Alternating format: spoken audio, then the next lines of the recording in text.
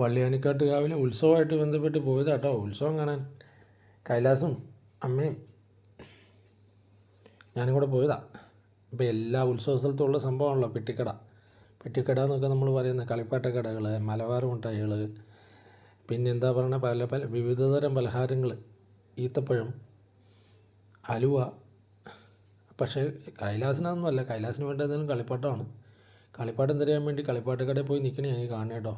ഒരു സ്പ്രിങ് വാള എടുത്ത് ടെസ്റ്റ് ചെയ്യുന്നുണ്ട്, സംഭവം എങ്ങനെയാണെന്ന്, ഓക്കെ ആണോ എന്ന് അറിയാൻ വേണ്ടിയിട്ട്. ഓക്കെ, അത് മേടിച്ചോളാം ഞാൻ പറഞ്ഞു. അവന് വേണമെങ്കിൽ ഇഷ്ടപ്പെട്ടെങ്കിൽ മേടിച്ചോട്ടെ.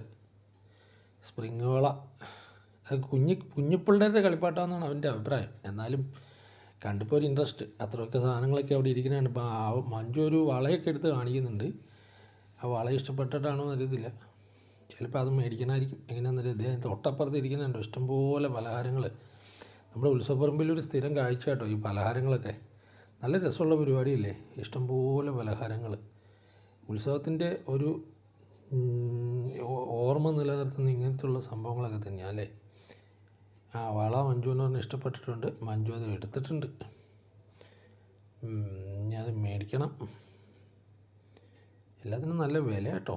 കുറച്ച് കളിപ്പാട്ടങ്ങളുള്ളെങ്കിലും എല്ലാത്തിനും നല്ല വിലയുണ്ട്. നറൂട്ടോ കാർഡ് എന്താ വേണമെന്ന് പറയണത്, കുറേ പാവകളൊക്കെ തൂക്കിയിട്ടിട്ടുണ്ട്. എന്തായാലും ഒരു സ്പ്രിങ് വാള മേടിക്കാൻ തന്നെ തീരുമാനിച്ചിട്ടുണ്ട് കക്ഷി. അതിനിപ്പോൾ സ്പ്രിങ് വാള മേടിക്കും. പിന്നൊരു പാവയോ എന്തോ ലൈറ്റ് തെളിയണ സാധനമൊക്കെ എടുത്ത് നോക്കുന്നുണ്ട്.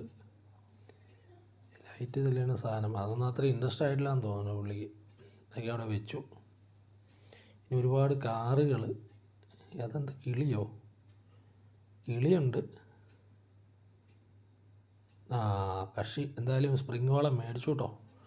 മേടിച്ച് അതും വെച്ച് കളിച്ചുകൊണ്ടിരിക്കുക. പുള്ളി ഹാപ്പി ആയിട്ടുണ്ടെന്ന് തോന്നുന്നു. ഒരു നറൂട്ടോ കാർഡും കൂടി മേടിച്ചിട്ടുണ്ട്. നറൂട്ടോ കാർഡല്ലല്ലോ, നറൂട്ടോയുടെ എന്തൊക്കെയോ ആയുധങ്ങളൊക്കെ വെക്കുന്ന സാധനം. ഇനി ഇത് കൂട്ടെന്തെങ്കിലും പലഹാരങ്ങളും കൂടെ മേടിച്ചുകൊണ്ട് വേണം പോകാൻ വീട്ടിലേക്ക്.